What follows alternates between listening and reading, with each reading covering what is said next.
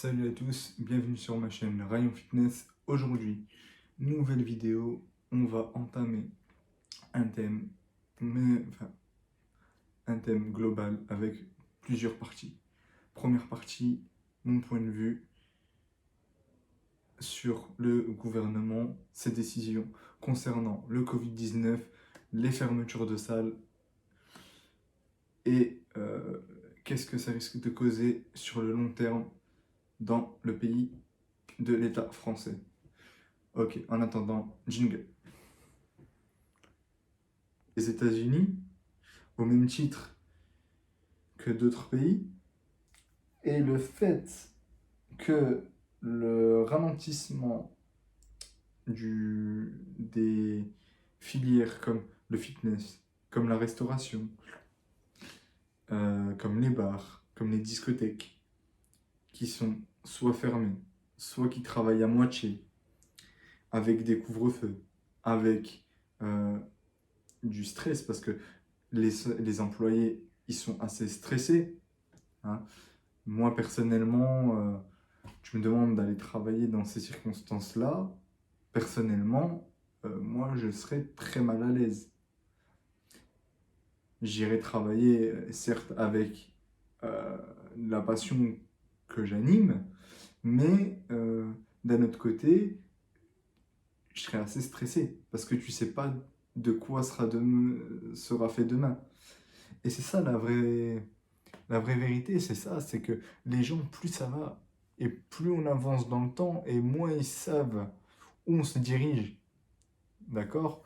Les jeunes de mon âge qui ont 23, 24, même eux, ils sont un peu perdus, ils savent plus trop où ils en sont.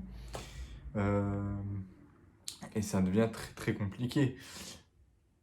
Après, moi personnellement, je, je ne dis pas que je prendrai des meilleures décisions qu'Emmanuel Macron, attention, je n'ai pas dit ça. Mais personnellement, moi, de mon point de vue, hein, fermer les salles de sport et fermer les salles de sport, pour moi, c'est une mauvaise idée. C'est une très mauvaise idée. Pourquoi? Parce que déjà, au mois de mars, quand il y a eu le confinement général, les salles de fitness ont toutes fermé. D'accord? Les grands groupes comme Fitness Park, Basic Fit, etc. ont proposé des animations coachées via Instagram. D'accord? Donc on pouvait continuer à s'entraîner à la maison, mais, mais, il y a un hic là-dedans. Parce que bon, les grands groupes, encore qu'ils arriveront peut-être à tenir encore quelques temps comme ça, mais des petites salles privées, eux, on peut dire déjà qu'elles sont morts et enterrées. Elles vont plus exister très longtemps parce que le fait de fermer, ouvrir, fermer, ça commence à être très compliqué. Après, pourquoi je suis contre les fermetures de salles? Déjà parce que, malgré tout, toutes les salles de sport se sont prêtées au jeu, d'accord? Ils ont pris le temps, ils ont étudié la situation, ils ont, comment dire? Voilà, ils ont pris du temps, ils ont réfléchi, ils ont aussi beaucoup dépensé pour mettre en place les règles d'hygiène qui étaient mises en vigueur par l'État. Je parle bien du gel hydroalcoolique, d'accord? Le gel hydroalcoolique, bon, le produit pour désinfecter les machines, ça a toujours été, ça sera toujours dans les salles, mais munir toute la salle de gel hydroalcoolique, parce que bon, le gel hydroalcoolique, euh, c'est un truc sur du long terme, ça coûte cher, tu vois. Tu dépenses pas mal.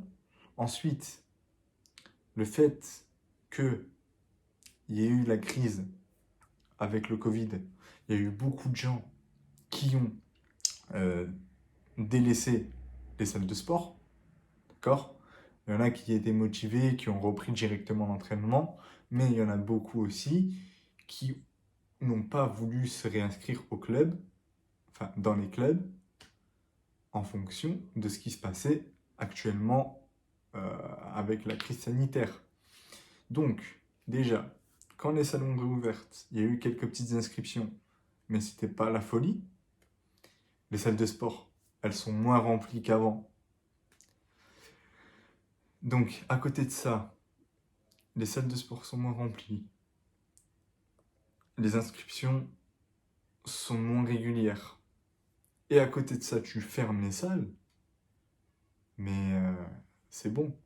Dans quelques temps, le fitness, enfin les salles de fitness, dans quelques temps, ça sera un mythe. Tu vois ce que je veux dire ou pas? Là, actuellement, les salles de sport existent. Mais si ça continue comme ça, sur du long terme, là, dans quelques temps, dans les années prochaines, qui vont arriver, les gens ils vont se dire quoi? Avant, on avait des salles de sport, des groupes, etc. Et maintenant, le fitness, ça a disparu. En fait, ce qui est en train de se passer, c'est un truc de malade. On prive les gens d'un bien-être essentiel. Parce que le sport, c'est essentiel. Ça a toujours été essentiel et ça sera toujours essentiel. Comment dire? Quand t'es en surpoids, on te dit bien d'aller faire du sport pour te sentir mieux. Quand t'as une baisse de régime ou quand t'as un problème au niveau lombalgique, etc., on te conseille quoi? De faire du sport. Bon, pas de la musculation, mais t'as compris, du renforcement, euh, travailler tes muscles stabilisateurs, euh, faire travailler ta proprioception, tu vois, différentes manières de travailler. Et tout ça, ça vient d'où? Des milieux sportifs. Donc, le sport fait partie intégrante de la société. Qu'on le veuille ou non, le sport est essentiel. Et tant que la France ne mettront pas le sport en avant, parce que tu peux mettre tout un tas de médicaments en place. Bon, après pour le Covid, c'est particulier, mais tu peux mettre autant de médicaments que tu veux. Tout ce que tu veux comme médicament, tu peux sortir 1 million de médicaments. Rien n'est plus essentiel que le sport. Qu'est-ce qui te permet de vivre, entre guillemets, plus longtemps, parce que après, ça dépend des personnes. Qu'est-ce qui, qu'est-ce qui te, qu'est-ce qui te permet de vieillir euh, le mieux? Parce que quand tu prends de l'âge, tu vieillis, tes cellules vieillissent, etc. Mais quelqu'un qui a été sportif, qui a fait du sport, qui a pris soin de lui, que ce soit mentalement, physiquement, quand il prend de l'âge, il ne sera pas brisé. Quelqu'un qui ne fait pas attention à lui, à 99% des cas, il va vieillir mal. Le sport est essentiel. Et je trouve ça dommage qu'en 2020, le sport n'ait pas encore pris une place aussi essentielle qu'elle devrait l'être. Pourtant, le fitness, Dieu sait que il a été mis en avant. Et que les bienfaits du sport ont toujours été mis en avant depuis quelque temps, mais on n'en parle pas encore assez, et ça c'est dommage. Ensuite, un autre point essentiel, mais je suis resté choqué par ce que j'ai vu à la télé. Je ne vais pas rentrer dans l'islam, etc. Je ne vais pas rentrer dans ça, d'accord? Mais je trouve aberrant, je dis bien aberrant, qu'en 2020, un professeur donne un cours, d'accord? Prévient les jeunes que ce qu'il s'apprête à montrer risque peut-être de choquer certains. Il propose à ces jeunes de sortir.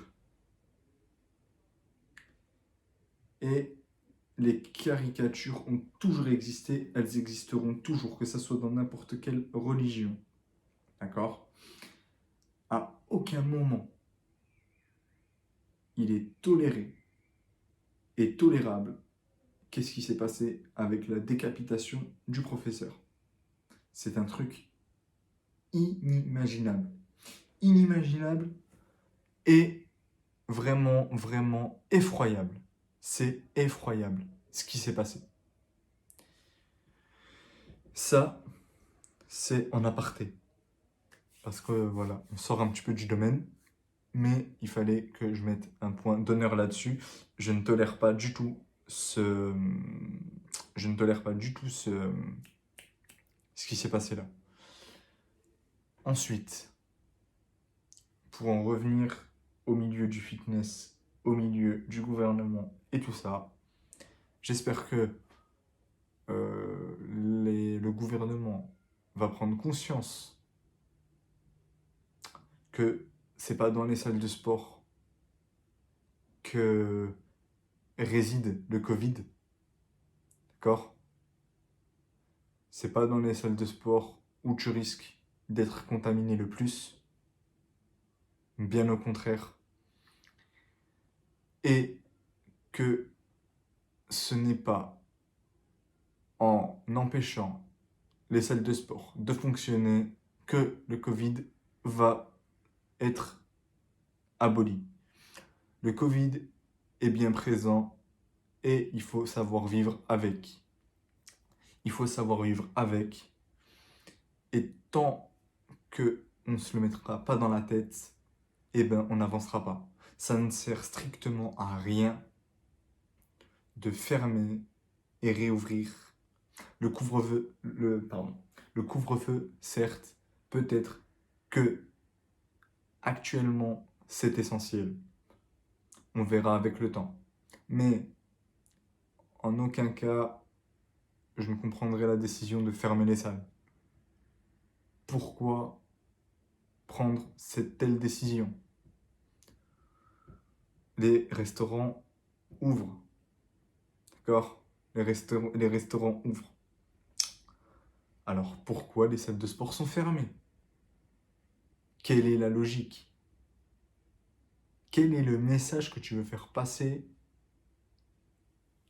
en fermant un milieu sportif? En sachant que il y a quelques temps en arrière, on disait que c'était essentiel de faire du sport. Alors pourquoi fermer les salles? On aurait bien pu, et ça aurait mieux été pour tout le monde à ce que les salles de sport restent ouvertes en incluant le couvre-feu, d'accord? On va prendre l'exemple de Fitness Park où je m'entraîne. Fitness Park, dans celui où je m'entraîne, il ferme à 22h, d'accord? Bon, le couvre-feu, c'est 21h. Ils auraient bien pu laisser le club ouvrir de 6h à 20h, tu vois. 6h, 20h, fermeture, tout le monde s'entraîne et, et on continue à vivre comme ça. Et on ne bloque pas un milieu professionnel qui est déjà en péril. Parce que le fitness, autant il a été mis en avant, autant il a décollé à un moment donné, autant que là il est en train de se casser la gueule comme jamais c'est arrivé. Les domaines de la restauration et le domaine du fitness, c'est les deux domaines qui sont en train d'être fragilisés. Et plus le temps passe, plus on risque de se retrouver dans la galère. Ces deux métiers qui sont, pour ma part, essentiels et vraiment passionnants, risquent de se perdre Peut-être pas définitivement, mais il risque de se perdre si ça continue comme ça. Si ça continue comme ça va faire mal, mais très très mal.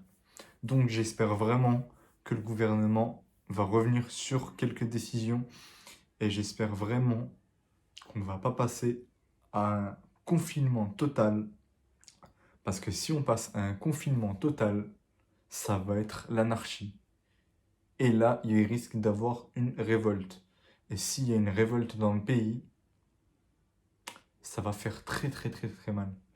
Donc, voilà pour ma part. J'ai passé le message que je voulais faire passer. Vous êtes d'accord avec moi ou non? Partagez-le en commentaire. Commentez, partagez, mettez le petit pouce bleu si la vidéo vous a plu.